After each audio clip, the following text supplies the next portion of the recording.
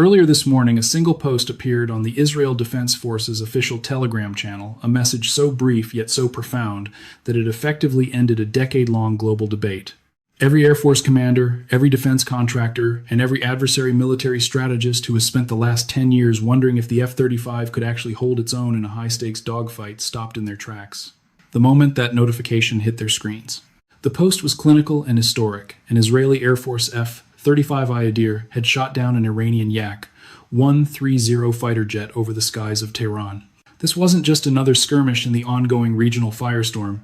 It was the shot heard round Tehran. For the first time in the history of aviation, a manned fighter aircraft was neutralized in air-to-air combat by a fifth-generation F-35. The Israel Defense Forces confirmed the kill shortly after it happened, marking a milestone that defense analysts will be dissecting for decades to come. What makes this engagement so jarring is not just the first kill status, but the geography of the kill. This didn't happen over the neutral waters of the Persian Gulf. It didn't happen over the disputed borders of Iraq or Syria. It happened directly over Tehran, the very heart of the Iranian capital. This is a city that Iran's military has been defending since the start of hostilities, with every surface-to-air missile system in its inventory, including S-300 batteries, Bavar 373 systems, and Cordad 156. Yet an Israeli F-35, I flew from its home base, transited through hundreds of miles of contested airspace, and penetrated the most heavily guarded bubble in the country, remaining entirely undetected until the pilot chose to reveal himself by pulling the trigger. The details emerging from the cockpit this morning reveal a chilling hunter versus hunted dynamic. The Iranian Yak-130 was actually flying a counter-drone mission at the time. It wasn't hunting Israeli stealth jets. It was attempting to clear the skies of Israeli Hermes 900 surveillance and strike drones.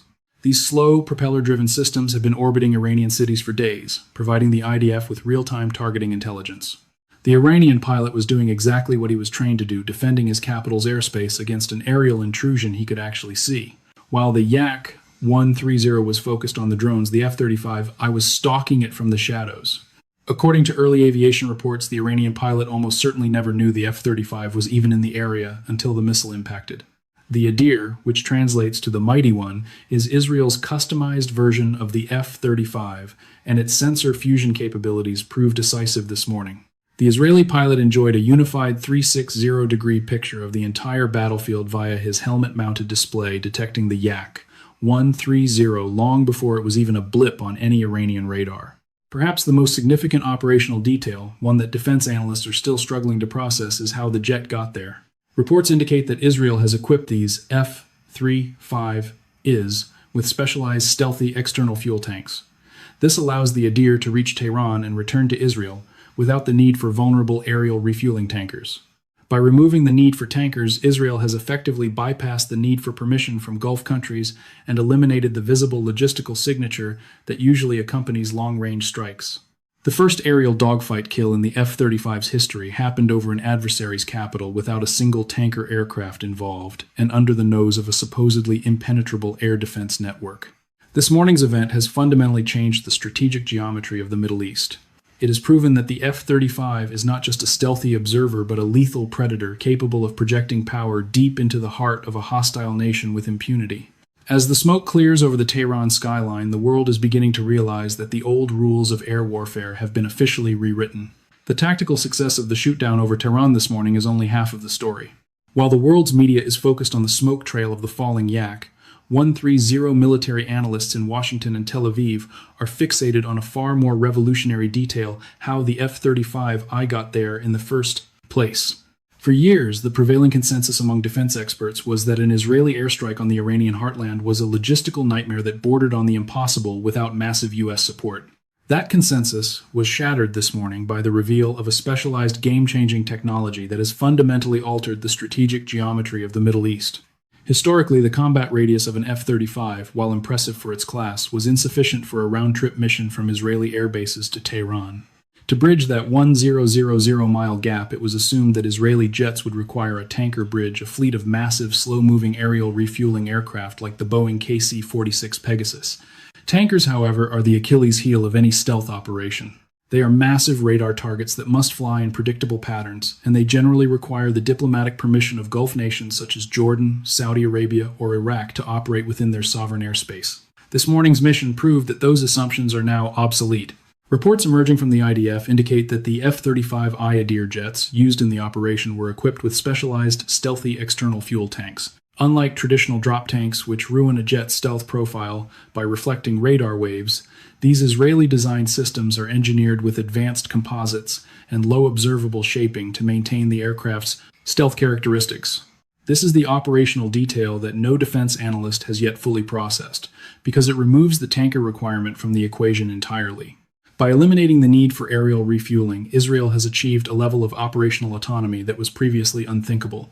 This morning, the Israeli Air Force didn't have to ask for permission from Gulf neighbors to transit their airspace with loud, visible tankers.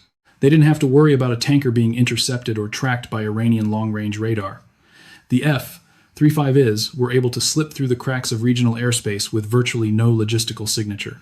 They moved like ghosts, not just because of their onboard jamming and coding, but because they lacked the massive umbilical cord of a support fleet that usually alerts an adversary to an incoming strike package. This shift in strategic geometry cannot be overstated. In the past, Iran could monitor the movement of tankers in the region as an early warning system. If the tankers were flying, a strike was imminent. But this morning there was no warning. The F-35 has reached the capital of the Islamic Republic as independent, self-contained units of power projection. This allows Israel to strike at will anywhere in Iran at any time, without signaling its intent to the rest of the world or depending on the shifting political winds of its neighbors.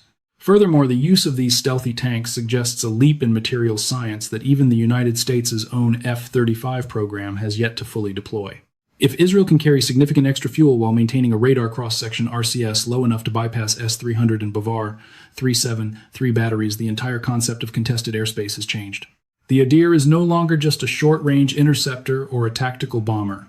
It has been transformed into a long-range strategic silver bullet. The implications for the Iranian Defense Ministry are catastrophic. Their entire early warning doctrine was built on the idea that they would see the support train of an Israeli strike long before the fighters reach their borders. This morning they learned that the fighters are the train. The F-35I can now loiter over Iranian targets, wait for an opening as it did while stalking the Yak-130, and strike with lethal precision, all while having enough fuel to return home. By the time the Iranian pilot was hit this morning, the F-35I had already rewritten the map. The distance between Jerusalem and Tehran has effectively shrunk to zero. This morning's first kill was not just a victory of pilot skill or missile technology. It was a victory of invisible logistics. Israel has proven it can project air power deep into the most protected skies on Earth without a single tanker, without a single visible footprint, and without anyone's permission. The triumph of the F-35I Adir over the skies of Tehran this morning was a masterclass in stealth technology, but it did not tell the whole story of the day's aerial combat. As the Israeli jet slipped back toward the border, undetected and unchallenged, a much darker chapter was being written for the United States Air Force in that very same airspace. Just hours after the Israeli victory, the impenetrable shield of American air superiority suffered a devastating blow. An American F-15 fighter jet, one of the most successful and storied air superiority platforms in history, was intercepted and shot down over Lavasan, a district in northeastern Tehran. This wasn't supposed to happen. Just this past Monday, the Trump administration had boldly announced to the world that Iran's air defense network was finished. The Pentagon's assessment, echoed by Israeli strike commanders, was that 6 days of intensive Operation Roaring Lion strikes had systematically dismantled the Islamic Republic's ability to defend its own capital. We were told the radar screens were dark, the missile batteries were smoldering ruins, and the Iranian sky was wide open for Western strike packages. The wreckage of an American F-15 currently lying in the suburbs of Tehran proves that those assessments were dangerously premature. Reports from the ground in Lavasan this morning described a sudden violent engagement. Witnesses reported seeing 2 pilots ejecting from their stricken aircraft over the northeastern district, the exact same airspace where the Israeli F-35I had operated with apparent impunity just a short time earlier. This contradiction, an Israeli stealth jet achieving a historic kill while an American heavy fighter is brought down in the same sky, highlights a fundamental misunderstanding of how Iran has rebuilt its military machine. Iran's air defense is not a failure of IDF or U.S. targeting. It is a structural feature of a new resilient architecture designed specifically to survive a high-intensity Western air campaign.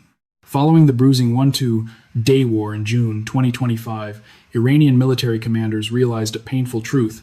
If you park your air defense systems where satellites can see them and Western intelligence can target them, they will be destroyed in the opening hours of any conflict. In response, they abandoned the centralized Soviet-style network that relies on major visible nodes. Instead, they built a ghost in the machine.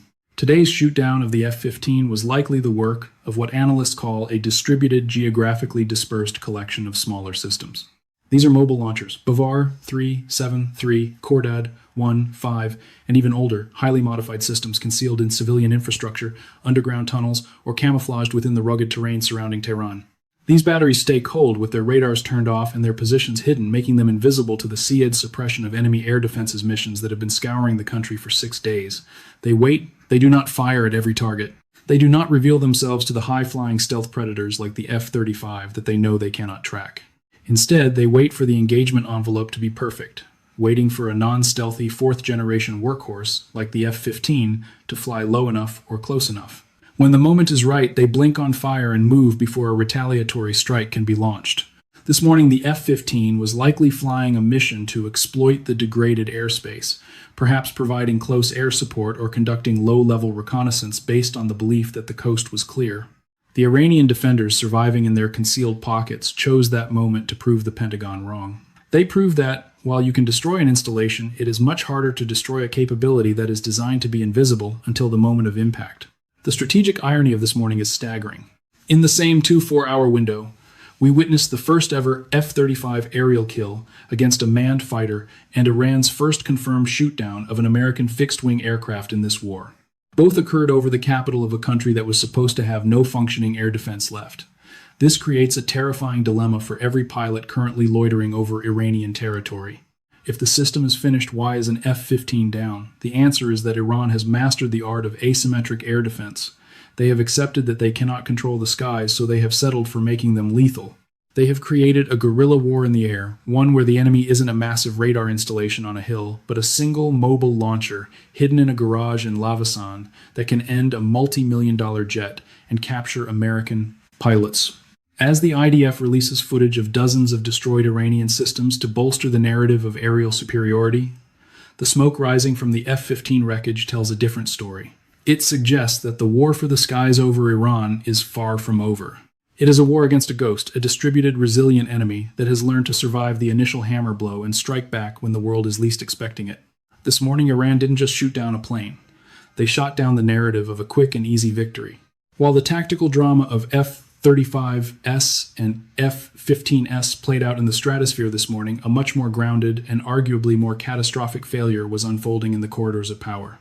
For months, the narrative surrounding Operation Epic Fury has been built on a seductive promise that the first wave of American and Israeli missiles would act as a starter pistol for a glorious popular revolution. We were told that as soon as the regime's head was struck, the Iranian people would pour into the streets to welcome their liberator-in-waiting Reza Pahlavi with the same enthusiasm that exile Ahmad Chalabi once promised for. Baghdad in 2003. This morning, that narrative has officially collided with reality, and the wreckage is as visible as the downed jets. Reza Pahlavi has spent much of this conflict and the preceding weeks positioning his restoration to the throne as a fait accompli.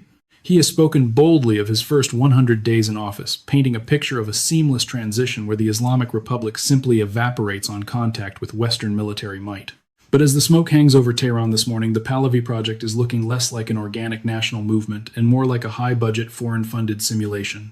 To be blunt, and as several major think tanks from Brookings to the Boston Review pointed out in a wave of synchronized analyses this morning, Pahlavi is essentially an Israeli-American project. His prominence is the result of millions of dollars in Western media promotion and diaspora mobilization, not a grassroots mandate from the 90 million people currently living inside Iran. There is a whiff of delusion here that mirrors the 2003 Iraq invasion. Back then, Chalabi told the Bush administration that American troops would be greeted with flowers. Instead, they were greeted with an insurgency that lasted a generation. The Brookings Institution, hardly a fringe or anti-war publication, issued a devastating assessment this morning. They noted that the plan to replace Iran's government has no clarity, no readiness, and no accountability. The assumption that the IRGC, Islamic Revolutionary Guard Corps, and the sprawling military-economic apparatus of the state will simply melt away after 6 days of bombing is a strategic fantasy. These institutions are woven into the very fabric of Iranian society. Even if the top leadership is mowed down, as the Pentagon suggests is happening, the structure underneath is designed to fracture into 1,000 lethal pieces rather than dissolve. The most tragic irony of this morning's situation is what the bombing campaign has done to the actual Iranian people. the ones who were already struggling for social justice and civil liberties long before the first Tomahawk missile was launched. Before this morning, there was a vibrant organic civil society movement in Iran, one that had been bravely protesting in the streets for months. Where are those protesters now? They aren't on the streets demanding regime change. They are in basements and bomb shelters waiting for the strikes to stop. As experts from Dartmouth pointed out this morning, the liberation we are providing is effectively destroying the space in which Iranian liberation was actually developing. You cannot foster a democratic uprising while people are sheltering from your bombs. The U.S.-Israeli attacks have forced the population into a survivalist crouch, making them worry about their immediate safety rather than their political future. Instead of sparking a revolution, the air campaign has frozen the political landscape, handing the regime a perfect excuse to crush dissent under the guise of national defense. The reality of installing Pahlavi is far more grim than any Pentagon podium briefing suggests. It would not require airstrikes. It would require boots on the ground. To prop up a leader who lacks institutional support inside the country against a battle-hardened IRGC apparatus that has survived 6 days of the most intensive air campaign since the Iraq War would require a massive, long-term military occupation. As we look at the maps this morning, it is clear that the regime change objective has become a strategic anchor around the neck of the operation. The Kurdish proxy plan, which we will examine next, is not a sign of a confident strategic vision. It is a desperate improvisation born from the realization that the Pahlavi Mirage has vanished in the heat of the Tehran sun. The jets fell this morning, but the regime did not. And as long as the West continues to confuse exile lobbying with popular support, the political endgame of this war will remain as clouded as the smoke over the Lavasan district. As the Pahlavi Mirage evaporates under the harsh reality of Iranian indifference and IRGC resilience, a new, more fractured strategy is emerging from the shadows of the Pentagon and the Guerilla. It is what defense insiders are calling Plan B, and this morning the outlines of this strategy became impossible to ignore. When a grand unified national uprising fails to materialize, the fallback is almost always the same: ethnic fragmentation. Just last week, 5 major Kurdish factions formed a united front against the regime, a development that was celebrated in Western headlines as a new vanguard for liberation. However, for those with a sense of history, this development is less a sign of a burgeoning democracy and more the opening act of a predictable tragedy. The strategy currently being accelerated, weaponizing Iran's ethnic minorities to create internal chaos, is not a strategic vision. It is a desperate, dangerous improvisation. The Kurdish Gambit seeks to activate the long-standing grievances of the Kurdish people in the northwest and the Baluchis in the southeast, using them as proxies to force the IRGC to divert its resources away from the capital. The logic is cold and purely tactical. If the regime cannot be replaced from the top down, it must be torn apart from the edges in. But this morning, even the most hawkish voices in Washington, including the Foundation for Defense of Democracies, FDD, are beginning to ask the question that the source document identifies as the central flaw of this plan. Can Iran fracture along ethnic lines without collapsing into a regional, humanitarian black hole? The historical precedent for this strategy is both vivid and haunting. In 1991, following the swift American victory in the Gulf War, President George H.W. Bush famously called on the Iraqi people and military to take matters into their own hands to force Saddam Hussein to step aside. The Kurds in the north and the Shias in the south took that call literally. They rose up expecting American air cover and logistical support that never came. As American forces watched from a distance, Saddam's Republican Guard used helicopters and tanks to massacre the uprisings. The 1991 precedent ends with the proxies massacred and America watching.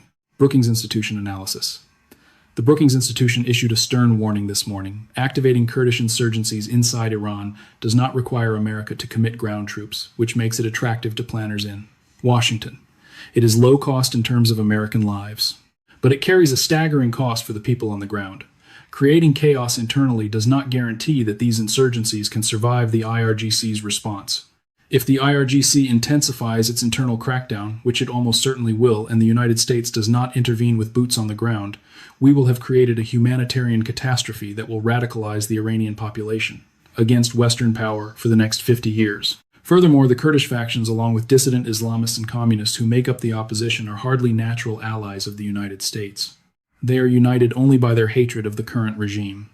Should a vacuum be successfully created, there is no guarantee that the successor would be any more palatable to Western interests than the current one. This morning, the Kurdish proxy plan looks like an admission of failure. It is the plan that emerges when every previous assumption that the air defense was finished, that the people would rise for Pahlavi, that the IRGC would melt away, has been proven wrong. By moving toward ethnic proxy warfare, the U.S.-Israeli coalition is playing a high-stakes game of fragmentation in a country of 90 million people. As the sun sets on day 6, the strategic landscape is defined by a grim paradox. The high-tech F-35S can pierce the heart of the country, but the political plan to follow those missiles is built on the shifting sands of ethnic insurgency and historical failures. We are currently repeating the mistakes of 1991, but with a much larger, more sophisticated, and more vengeful adversary. As we assess the fallout of this morning's aerial engagements, we must confront the most uncomfortable truth of Operation Epic Fury. The gap between the liberation promised by Western planners and the survival being practiced by 90 million Iranians. While the Pentagon briefs the press on localized air superiority and bolstered aerial superiority, the actual human infrastructure of Iranian democracy is being systematically dismantled not by the IRGC, but by the very bombs meant to set it free. For years, the world watched in awe as an organic grassroots civil society movement took root in Iran. These were the protesters who occupied the streets of Tehran, Isfahan, and Shiraz, demanding woman-life freedom and challenging the clerical establishment at great personal risk. They were making real, measurable demands for democratic change. But this morning, those voices have been silenced by a different kind of thunder. The collateral crisis is not just about the physical destruction of buildings. It is the total freezing of the democratic space. As Dartmouth's professor of modern Iranian history noted in a sobering analysis this morning, the American and Israeli strikes have achieved something the regime's morality police never could. They have forced the Iranian people to abandon the streets for the safety of their basements. When the bombs fall, the political nuances of reform versus revolution vanish. They are replaced by the primal necessity of sheltering from fire. The activists who were once the regime's greatest threat are now huddled in the dark, waiting for the strikes to stop. In this environment, the space for civil society to breathe has been suffocated. The bombs that were supposed to liberate the Iranian people have instead ended the political environment in which their liberation was actually developing. This creates a dual-layered tragedy, the empowerment of hardliners. A state of war is a gift to the most radical elements of the IRGC. It allows them to frame every dissenter as a Western collaborator and every protest as espionage. This morning, any hope for an internal organic transition of power has been buried under the rubble of the Lavasan district. The nationalization of sentiment. Even those who despise the Islamic Republic find themselves in a horrific bind. When an outside power bombs your capital and shoots down aircraft over your home, the natural human instinct is to rally around the defender, however flawed that defender may be. Furthermore, the Kurdish Gambit mentioned earlier only deepens this crisis. By weaponizing ethnic minorities, the coalition is signaling to the average Iranian in Tehran that the alternative to the current regime isn't democracy, it's fragmentation and civil war. The fear of becoming the next Syria or next Iraq is a powerful deterrent that keeps the middle class at home. They are not rising up to welcome Reza Pahlavi. They are sheltering from the liberation he represents. As the IDF releases footage of destroyed air defense systems to prove their success, they are missing the most important target. You cannot bomb a population into a democratic mindset. By turning Iran into a kinetic playground for fifth-generation fighters, we are destroying the very social fabric that would have been necessary to sustain a post-regime government. The Iranian people are not a monolith of regime supporters, but this morning they are a monolith of victims. They are trapped between a regime that won't let them breathe and a coalition that is blowing up the air they have left. The civil society movement that was the true hope for a new Iran is now a casualty of Operation Epic Fury, proving that in the quest for regime change, the first thing to die is the people's agency. As the sun sets on the 6th day of Operation Epic Fury, the smoke rising from 2 distinct crash sites near Tehran serves as a perfect grim metaphor for the current state of the conflict. In one corner of the sky, the wreckage of an Iranian Yak-130 marks a historic milestone for 5th-generation stealth technology. In another, the remains of an American F-15 testify to the enduring lethality of a degraded adversary. This morning we witnessed a paradox that defies conventional military doctrine, the simultaneous existence of localized air superiority and a resilient lethal air defense. The central contradiction of Day 6 is now impossible to ignore. The Israeli F-35I Adir made history, proving that it can penetrate the heart of Iran without tankers and strike with impunity. Yet, this historic kill did not end the war, nor did it finish the Iranian air defense as the Pentagon had prematurely claimed. Instead, we are seeing the emergence of a strategic deadlock. The F-35 can reach Tehran and shoot down a jet, but an Iranian mobile battery can simultaneously shoot down an American F-15 inches that very same airspace. Both things are true. Both happened this morning. This tactical stalemate is mirrored by an even more profound political bankruptcy. The regime change objective, which was supposed to be the natural consequence of these strikes, has failed to materialize.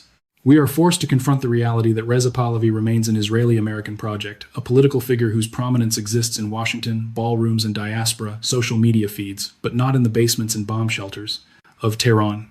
The Iranian people are not rising up to embrace a restoration of the crown. They are simply trying to survive a reign of fire. The shift toward Plan B, the Kurdish Gambit, is perhaps the most telling sign of this deadlock. As we have seen, this is not a sign of strategic strength but an admission of failure. It is a desperate improvisation born from the collapse of the original regime change narrative. By weaponizing ethnic minorities, the coalition is opting for fragmentation over liberation. They are gambling on a strategy that historically ends with the proxies being massacred and the central power becoming more radicalized and vengeful. What does the future hold? A prolonged war of attrition. Without a viable political successor or boots on the ground to enforce a transition, the air campaign risks becoming a perpetual mowing of the grass. We can destroy launchers and shoot down jets, but we cannot destroy the underlying IRGC architecture from 3,000 feet. The humanitarian and radicalization risk. As the democratic space inside Iran is choked out by the war, the population is being pushed toward a survivalist nationalism. The longer the bombs fall, the more the West loses the very people it claimed it was trying to liberate. The breakdown of regional stability. The Gulf states are watching this deadlock with increasing alarm. They see a coalition that can strike but cannot conclude, and an Iran that is wounded but still capable of taking down a premier American fighter jet. In conclusion, Day 6 has rewritten the history of air combat, but it has not rewritten the future of Iran. The F-35's kill was a triumph of engineering. The F-15's loss was a triumph of asymmetric resilience. Between these two poles lies a strategic vacuum where vision should be. The regime change plan is in shambles. Plan B is a ghost of 1991, and the Iranian people are caught in the middle. As the jets returned to their bases this morning, one thing became clear. You can win a dogfight over a capital city and still be no closer to winning the war.